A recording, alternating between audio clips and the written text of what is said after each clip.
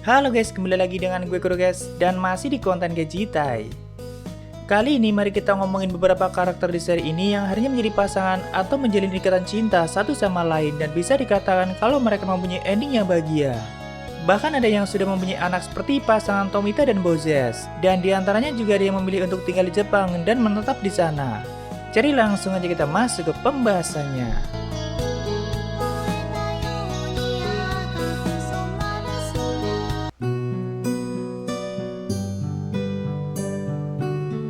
Kita bahas dulu mengenai pasangan Yanagi dan Delila, karena ini cukup berkaitan dengan kisah Tyule yang sebelumnya gue rangkumin. Kalian pasti masih ingat kalau Yanagi dan Delila pernah saling membunuh satu sama lain, dan akhirnya mereka berdua berakhir dengan luka yang cukup parah, namun untung saja masih bisa selamat dan juga bisa disembuhkan. Waktu itu kan Delila menerima perintah palsu dari klan formal yang mana dirinya diperintah untuk membunuh Noriko. Itu adalah bagian dari skema licik Tyule dan Boro, dan tentu Delila tidak mengetahui hal itu, makanya dia tetap menjalankan perintah itu. Delila juga berasal dari ras manusia kelinci seperti Tyule, dan dia adalah salah satu dari sekian banyak suku Tyule yang berhasil melarikan diri dan bertahan hidup. Tapi sebenarnya Delila dan semua manusia kelinci yang berhasil melarikan diri mempunyai kebencian yang sangat besar pada ratu mereka yaitu Tyule, karena mereka tahunya Tyule itu mengkhianati sukunya, soalnya Tyule sendiri yang menawarkan menjadi budak bagi Pangeran Zorzal. Dan tentu sukunya mengira kalau Tyule telah meninggalkan mereka atau berkhianat. Padahal itu Tyule lakukan demi menghancurkan kekaisaran dan membalas dendam, dan juga agar sukunya bisa melarikan diri. Karena waktu itu sudah tidak ada harapan bagi mereka untuk bisa melawan pasukan Zorzal. Sebenarnya Delila tinggal di Bukit Arnus kan sebagai mata-mata untuk keluarga formal atau keluarga kerajaan yang memerintah Italika. Tapi klan formal juga adalah klan yang baik dan ada di pihak Putri Pina. Di anime pernah dijelaskan kalau dulunya raja yang memerintah Italika atau penguasa klan formal sangat menyukai ras demi-human dan sangat memperlakukan mereka dengan sangat baik. Makanya di sana banyak pelayan dari ras yang berbeda, termasuk Delila di tengah pelariannya juga dipungut oleh penguasa klan formal. Tentu sebelum dipungut dan tinggal di Italika, Delila terus melarikan diri dan menjalani hidup yang sangat kelam daripada dijual menjadi budak. Dia rela menjadi pencuri dan sebagainya demi bertahan hidup. Sampai pada suatu waktu dia hampir saja menyerah karena tidak kuat terus menjalani hidup seperti itu. Di saat itulah kepala pelayan klan formal menemukan Delila yang sedang berbaring di salah satu patung Rory Mercury atau kuil Emroy, dan akhirnya Delila dibawa ke Italika lalu menjadi pelayan di sana. Dan setelah itu dia ditugaskan untuk menjadi mata-mata di Bukit Arnus, lalu menerima perintah palsu dan berakhir saling membunuh dengan Yanagi. Namun untung saja pasukan GSDF tetap menyelamatkan nyawa Delila, dan setelah dia menjelaskan semuanya, akhirnya mereka mau mengerti. Tapi mungkin sebagai hukumannya, Delila harus membantu menjalankan tugas di pasukan sekaligus merawat Yanagi sampai sembuh. Seiring berjalannya waktu, mereka berdua malah menjadi semakin dekat, dan sepertinya hubungan mereka berdua juga sudah mulai ke tahap dewasa. Bahkan para pasukan sudah menganggap Delila sebagai bagian dari mereka. Sampai akhirnya gerbang akan mengalami penutupan dan semua pasukan menerima perintah untuk kembali ke Jepang. Namun Yanagi mengajak Delila untuk ikut bersamanya dan hidup bersama. Tentu Delila sangat senang dan menerima ajakan itu. Nah, tepat sebelum gerbang ditutup kan mereka menunggu Furuta di hutan sebelah area peperangan, dan ternyata Furuta juga membawa Tyule. Sebenarnya waktu itu Delila langsung menusuk Tyule dengan pisaunya karena memang semua ras manusia kelinci belum tahu tujuan Tyule yang sebenarnya. Apalagi Delila juga sempat ditipu dengan perintah palsu untuk membunuh Noriko. Tapi untung saja Yanagi dan Furuta menghentikan Delila, dan malahan pisau Delila itulah yang digunakan Tyule untuk menusuk Pangeran Zorzal. Namun setelah kematian Tyule, akhirnya Delila tahu tujuan Tyule yang sebenarnya, dan itu dia lakukan untuk melindungi sukunya. Jadi setelah gerbang ditutup, Delila tinggal di Jepang dan hidup bersama Yanagi, tapi dia juga membantu Furuta dalam mengelola restorannya atau sama aja kerja di sana. Dan itu Delila lakukan demi memenuhi keinginan ratunya yaitu Tyule agar Furuta bisa mewujudkan impiannya. Ya, hal-hal yang berhubungan dengan nona Tyule emang cukup menyentuh sih, tapi setidaknya Delila meneruskan keinginan Tyule untuk membantu Furuta. Walaupun ia tinggalnya tetap bersama Yanagi, dan bahkan dia sudah mempunyai kartu penduduk resmi. Mungkin nantinya mereka juga akan mempunyai keluarga karena ras manusia kelinci bisa berkembang biak dengan ras manapun. Lalu selanjutnya adalah pasangan Bozes dan Tomita, dan bisa dikatakan kalau mereka berdua adalah pasangan paling brutal kalau masalah percintaan. Karena tahu-tahu Bozes sudah mengandung anak dari Tomita. Sebenarnya ada larangan untuk semua pasukan agar jangan melakukan hubungan seks, tapi Tomita tetap melanggarnya. Dia sangat kagum dengan Itami yang bisa menahan godaan dari 3 wanita yaitu Yao, Tuka, dan Rory. Kalau Lely sih nggak terlalu seperti itu guys, dia lebih seperti adiknya Itami. Sebagai contoh aja, kalau Tuka tidur itu selalu telanjang dan Itami bisa terbiasa tidur dengan Tuka dalam keadaan seperti itu. Tentu Tomita sangat kagum dengan Itami, bahkan sempat menanyakan bagaimana cara Itami bisa menahan godaan seperti itu. Tapi gue sendiri juga gak terlalu paham dengan jawaban Itami waktu itu. Intinya sih bagi dia kalau sampai melakukannya dengan Tuka ataupun Rory, maka Itami khawatir akan merusak hubungan ke depannya. Walaupun sebenarnya dia mengakui tidak mudah untuk menahannya, tapi lama-lama dia sudah terbiasa untuk saat ini sih. Lalu setelah mengandung anak Tomita, Bozis juga masih sempat melakukan peperangan pada saat melawan pasukan Zorzal, dan di tengah peperangan itu Tomita datang untuk membantunya. Karena Tomita adalah salah satu pasukan yang tidak kembali ke Jepang setelah gerbang mengalami penutupan. Sebenarnya Bozis juga awalnya cukup nekat, karena jika tidak mendapatkan restu dari keluarga bangsawannya, maka dia akan melarikan diri bersama Tomita.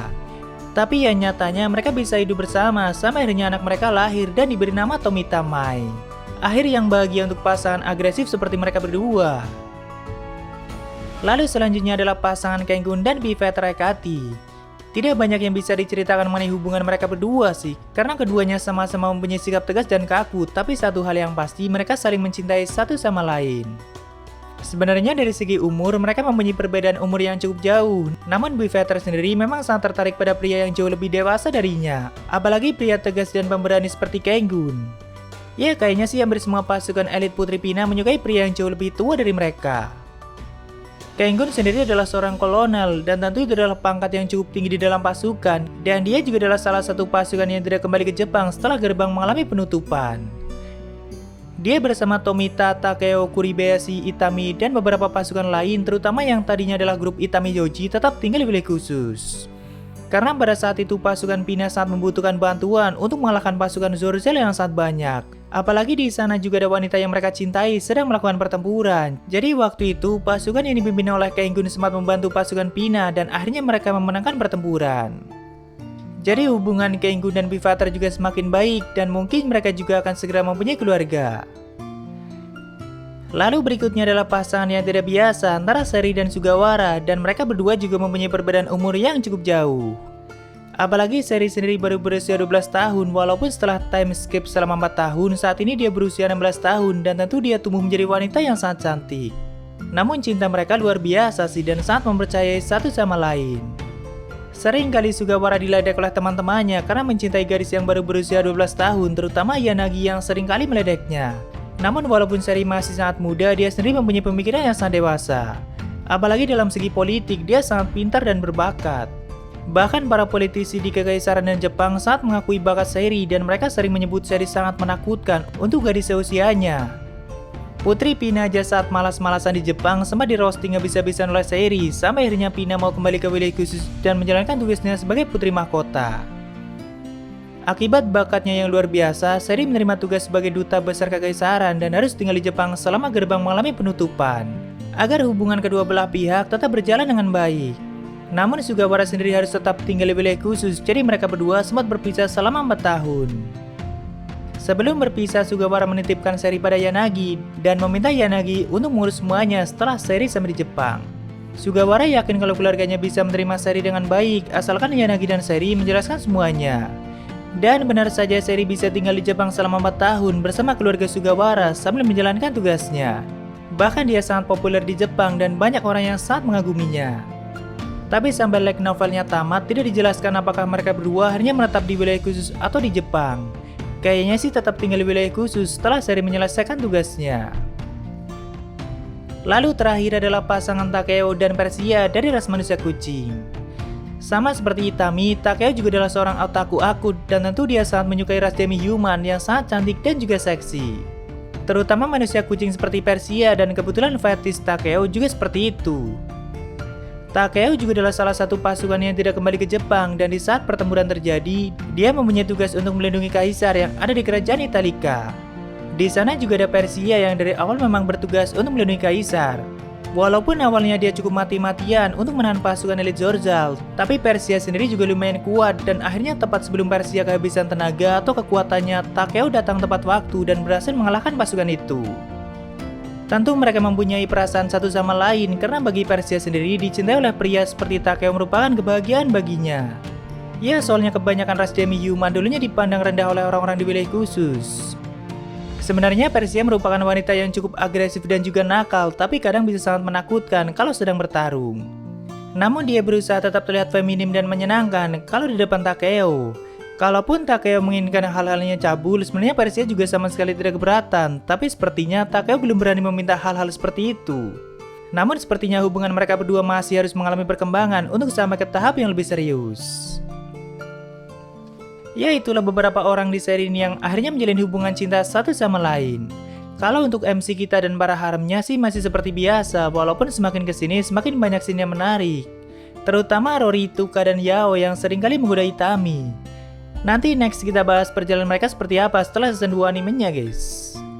Oh ya, untuk Putri Pina juga masih sendiri, tapi kayaknya dia lebih cocok menjadi haremnya Itami Yoji. Ya, mungkin segitu aja untuk pembahasan kali ini. Jika ada kesalahan, gue minta maaf, atau kalian bisa koreksi aja di bawah. Like jika kalian suka dengan video ini, dan dislike jika tidak suka tidak apa-apa. Thank you, nah mampir, sampai ketemu di video selanjutnya. Salam kuru guys.